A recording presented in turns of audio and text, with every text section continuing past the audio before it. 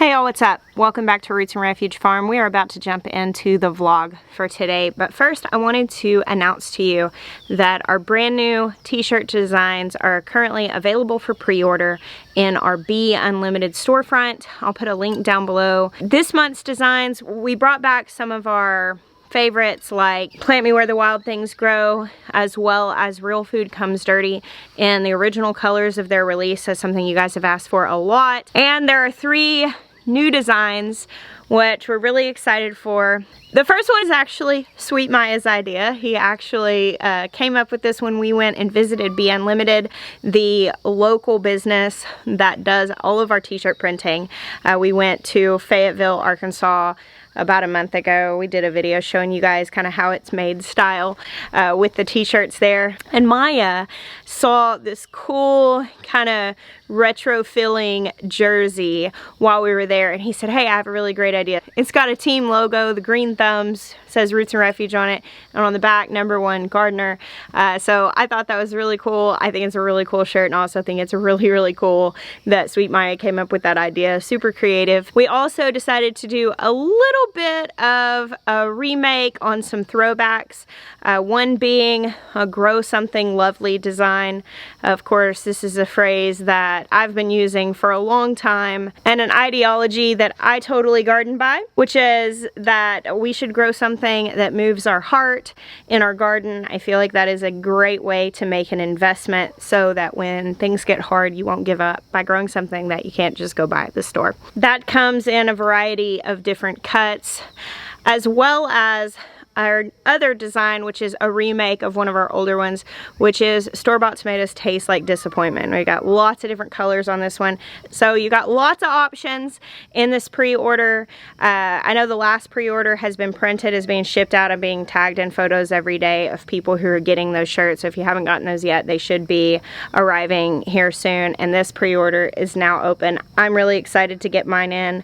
I think they're gonna be great for this summer. You know, I didn't really set out whenever we started doing all of this YouTube stuff to do merch, but when we decided to do merch, I wanted to make it more than just Roots and Refuge t-shirts.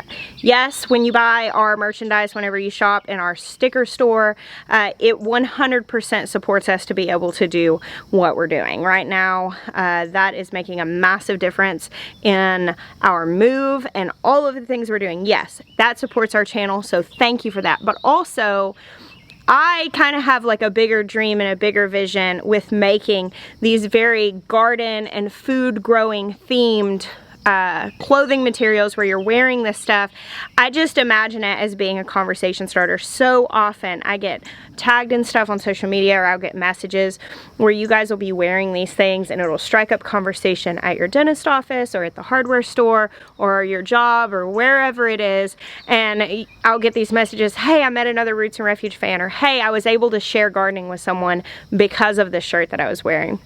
And of course, I'm always dreaming big, so I'm thinking down the line of all of the garden type things that we can make to kind of help tie that community together. And that is so the heart that goes into these. Jeremiah and I are very hands-on in the designing of these things. Most of these start as rough sketches that I make and then send to Aaron, our artist, who is way more talented than me, and to the folks at Be Unlimited who really bring our visions to life with skills that we don't have. And we love the way that we've been able to do this, and we so appreciate you guys taking part in this business venture, because it makes a difference for us, and I believe that it's connecting a lot of people to gardening.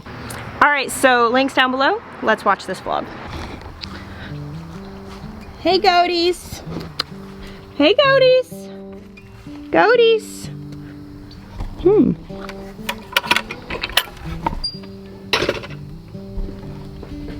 Ah! You surprised me. Alright, just Pearly. Come on, Pearl. Come here, Pearly girl. Hey, don't knock my camera over. Come here. Come here. Come on. So, Pearl is my last bottle baby. Mac and Mercy, they're really past weaning age. It's weird because like sometimes I would bring bottles out and they won't even come. But then when I bring Pearl's bottle out, they're freaking out for it. So she's still getting bottles every day. for at least, I think, 3 more weeks. And all our bottle babies are healthy and doing really well this year, and I'm glad. I do have to bring her out here though, because otherwise they will not understand that this is not for them. It's like my kids. They see their sibling getting something, they automatically want it. What do you think, girly girl? Let's go back in your yard, come on. Y'all are so big. You are so grown up. Actually, it's probably about time to move Mac out of here.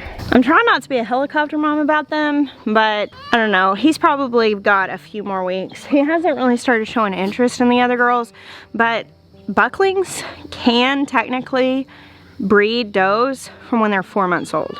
And we have had that happen before. One year I had a buckling that just from a very young age was very interested in the ladies. And so I try to be pretty vigilant about getting them moved out early. He's got a few more weeks and he's not really showing any interest, so I think it's okay. He'd probably be fine over with the other bucks, but again, helicopter mom, it happens. What is it? Can you come be sweet? There's nothing else for you here. It's empty. I was talking to my friend Matthew this morning, and he was at like a local rock supply place buying landscaping rocks for his landscaping. And I was talking about how, like, that's a hard concept for me to wrap my head around because it is so rocky here. You know, we built that front cottage garden with all the rock lined beds entirely off of rock that we dug out of our property. We got those big rocks back there. We just pulled those out. When I've told you guys about how rocky it is here, like, I just don't think that people really understand. I've had some friends come that do homesteading and then they'll walk around and be like, wow, you are not joking. Just everywhere are these massive, it's just, this is how it is everywhere. All over. It's just rocky. One of the things that I am most anticipating about our new property is actually having soil and not having all of these rocks. But today, though he did get a really good deal on his rocks and they are going to be really beautiful in his garden, it kind of dawned on me like, wow, if I actually need rocks or something, I'm gonna have to pay for them. Because seriously, like right now, there's no want of rocks for me. Y'all look at my Jerusalem artichokes and what the goats have done to them on this side. They have bent the fence over and eaten all of these. Yeah, I've been working on the design for the new garden, and that whole rock issue is something that I thought, man, if I want to do something with rocks in it, I'm just gonna have to buy them. That's weird, our chickshaw is turned back. It must have gotten knocked backwards. Let's go set it right. Hey chickens. I'm not sure how that happened. Hey, what are y'all doing? Did y'all do that? I wonder if they all went to the back somehow. Not sure. There's an egg under there though. I didn't actually gather eggs yesterday, so probably a lot in here. Oh my goodness. Such a lovely basket. You little heifer, don't peck my toes.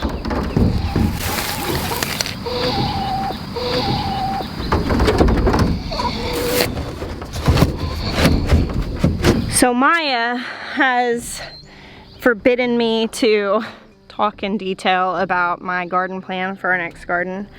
You know how he feels about a surprise. Really, it's not like we're gonna really be able to like do a big reveal. That garden's gonna take us probably 2 years to build, especially with all of the material issues right now, because I'll just take it slow and steady rather than paying 5 times as much for materials.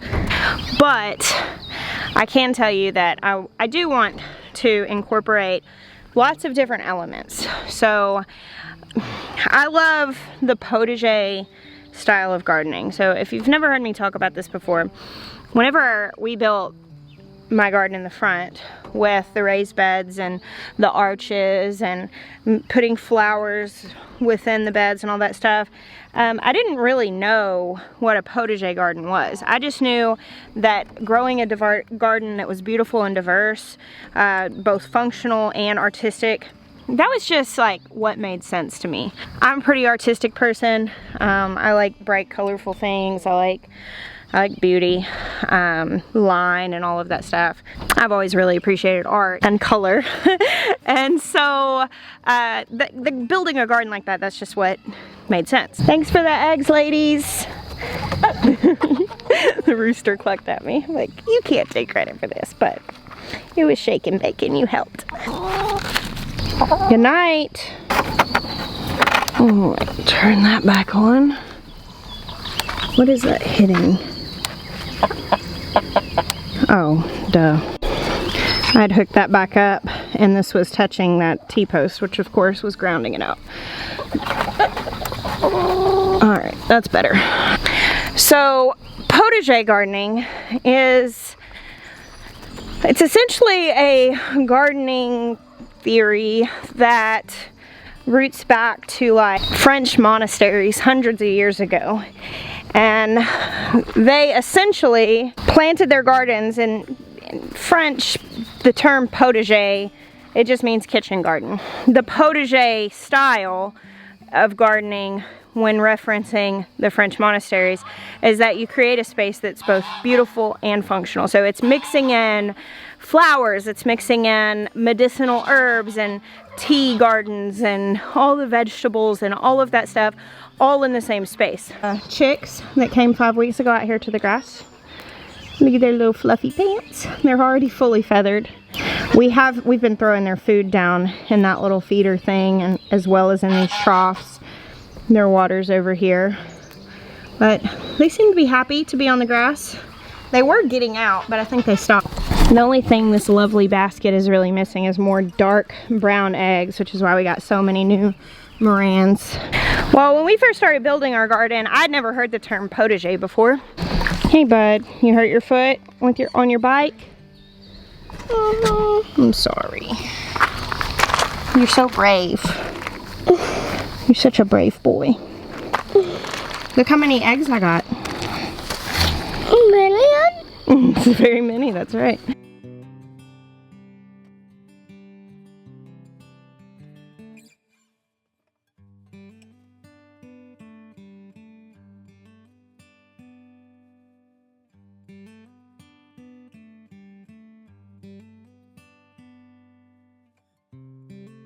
It was after we'd really started gardening this way that I learned the term potager. And it was such a light bulb moment. It was very validating for me because it took that whole grow something lovely idea and totally made it the feasible thing to do.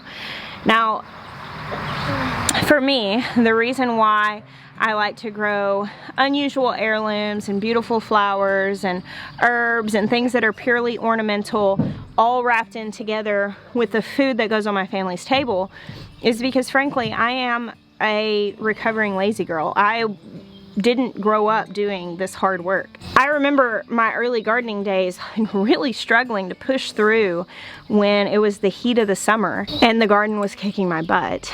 And it was those unusual things, and it was the fact that this was such a beautiful, enjoyable space. That's what pulled me through. It wasn't for the food, because I really remember this one specific instance with yellow squash that I slaved over yellow squash all morning, like hand picking all these bugs. And then I went to the grocery store and saw yellow squash for, I don't remember what it was, like 79 cents a pound or something, because it was in season, so it was really, really cheap. And I was like, what? What in the world? I spent my entire morning and I'm in physical pain to save $3. Like, what even am I doing with my life?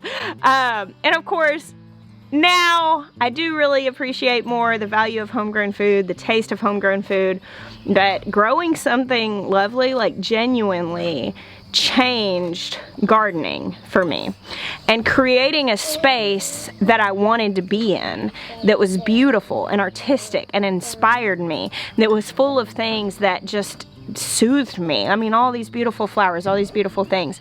It made it my favorite place to be. And I still throw my hands up. I do. I get tired of gardening. I fail. I screw things up. I get discouraged. Like that, I don't think that ever goes away. But this is still my favorite place to be.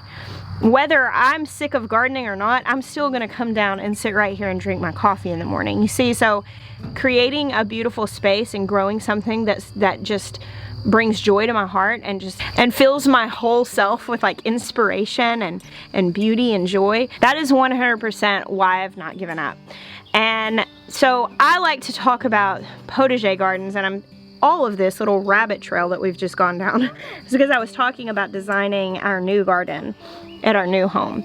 And I am really I'm feeling that great, overwhelming, but also extremely abundant feeling of like the world is my oyster here. Like I can make an incredible garden, and it is going to be a great artistic expression. Like Maya and I have been talking about it the last few days, and I've been doing a lot of drawings. Like I woke up the other morning at like 6 in the morning, and I reached over to my side table and I grabbed a pen, and it was actually my planner, and I went to the back of my planner and I started sketching something out, and I looked at Jeremiah, I'm like, can you build this? It's like, yeah, I can do that. I'm like, is this feasible? Because I had like, I guess dreamed it. I don't know. Like I was just first thing in the morning, it was there as a little aspect, and I keep having these little ideas pop in my head and like little pictures pop in my head of, oh, what about that? And I'm just writing them all down and drawing inspiration. And I'm totally committed to it taking a little while. This garden that I'm in, from the first year that we moved the chicken coop out of this yard and broke ground on building this to when we finished it, was 4 years, I think, including the cottage garden. You see a spider? I think I see the spider. I don't know. Hey, we have our first garden spider. Where? You want to see her? Come here. Can we keep her? We can keep her in the garden. She's over here. Daddy found her the other day. Oh, I hope she didn't move. Oh yeah. Look, there she is, right there. Look, she's so small. I have to manual focus because my camera can't even see her. Oh, Ben. Oh, Ben, look. Blackberries, they're coming. Oh, those are turning red. Red first, and then they'll turn black. They turn red and then they ripen to black. These are turning. Probably in June, we'll be picking those. Oh, here's some more turning red. Oh, these are gonna be so good. That's literally almost red. Oh, this one's literally. Yeah. Usually there's a whole bunch. Usually we have blackberry cobbler around Father's Day. Look at all those blackberries. Oh my goodness, are you excited? I'm like. Me too. Blackberries. Go in here. Yeah, go on in. Okay, go pick your strawberries. So I'm completely okay with the process, and I just kind of have this feeling that this next garden, it's just going to be an unfolding. And you know, we want to do our learning center, and there will be tons of gardens there, lots of productivity and all that stuff. But this garden at my forever home, I just imagine it being something that it just gets added to and made better year after year over the course of like decades even. And that is very, very thrilling to me. And I know that I'm a hopeless romantic about the garden, but that's okay. I think that is part of growing something lovely. This idea of creating these very multifunctional garden spaces full of centuries. Of course you can show everyone the strawberries. I bet they'd love to see that. Come over here. This is like a weird looking one. Wow. Hold it up. Let's see. Let me see if I can make the focus on it. Look. Hold it up. That is a weird looking one, but I bet it's tasty. Did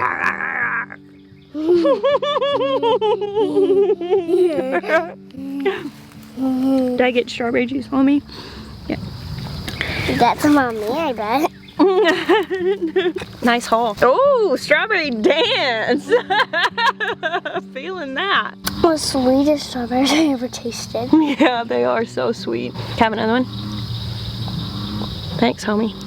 So yeah, I'm dreaming big on the next garden, trying to decide how big it's gonna be. We've actually, right now, we're working out like the placement of our well and all that stuff, and so I'm having to actually make decisions right now about where some main structures are going to be, and the garden has to be figured into that. So kind of making those decisions, and it's hard. It's hard for me to make those decisions. Through them. You are going through them. You want to come down here and say bye to everybody? Can you stop eating strawberries long enough to do that? No. Here, sit down. Are we gonna build a beautiful garden in South Carolina? Yeah. You gonna help me? Yeah. Yeah. Thank you guys for hanging out with us tonight. We bless you until next time. We bless you until next time.